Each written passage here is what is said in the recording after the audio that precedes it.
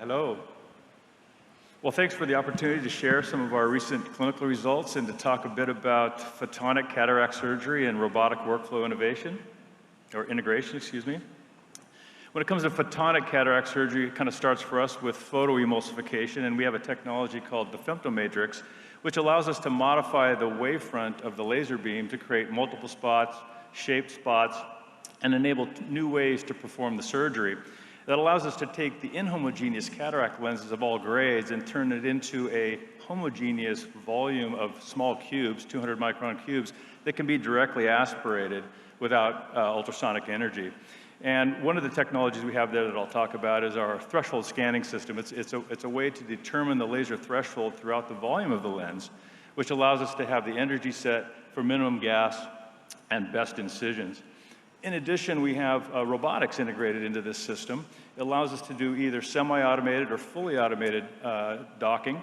And OR integration, right now the patient and the doctor move to the technology, and we believe the technology should move to the patient. So the robotic arm allows us to share the same workspace with the surgical microscope, and there's fluidics and phaco integrated inside as well. In terms of recent results, we just did a pivotal study, so we have safety and efficacy data that we can submit. We have an interesting new operating regime for this surgery, which I'll show you. And I think the term FLACS, femtosecond laser-assisted cataract surgery, kind of describes the current state of the market. We believe it's time to turn that around, where laser cataract surgery becomes the standard and phaco is an assist technology.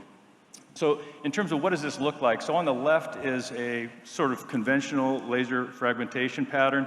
It was done in one of our studies. Dr. Stadulka does bilateral cataract surgery, so we were able to look at our laser and the Victus and phaco. And you can see it's basically a pizza cut. There's a lot of gas there, and that's kind of typical. Requires a lot of phaco to get that lens extracted. In the middle was an intermediate photoemulsified lens. You can see all the cubes. These go through the entire volume, and that worked well. And on the right is a more recent version where we stagger the different layers and we have some different parameters, so we're able to continue to increase the efficiency. Bottom left is how we measure a threshold. That's an image that shows a series of spots of different energy. The OCT system can then image that and find out what is the threshold energy in that particular lens location.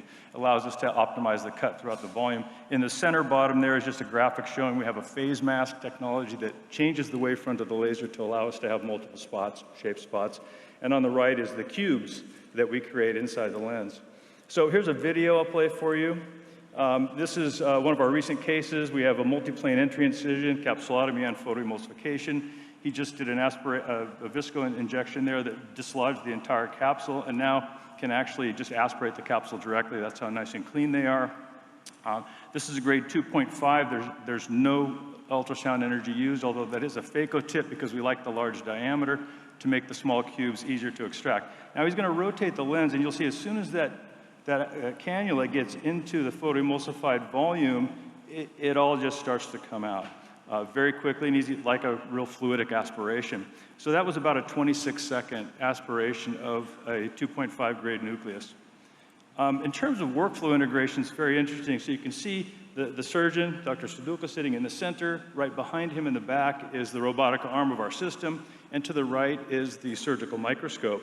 So this is sped up, obviously, but you see the robot comes into play. This is a semi-automated docking. So he docked, he finished the procedure, the system goes back home, and the surgical microscope comes in. Here's a close-up of him docking. Very simple, very easy to automate, we believe. You can see in the background the procedure going. I'll just move ahead. Whoops. Can I go back? How do I go back? A quick review of everything. Sorry. So this slide's a little busy. Take you through real quick. On the upper right shows the progression of Dr. Stadulka's time. Time was never an endpoint in our studies, but nonetheless, he got 67% faster in aspiration. Lower right shows an interesting, the gray is kind of the literature-based operating regime of speed versus phaco energy, and they kind of trade off. The pink is where our clinical data is, so we believe we're going to be able to get faster and faster and faster with very, very little ultrasonic energy.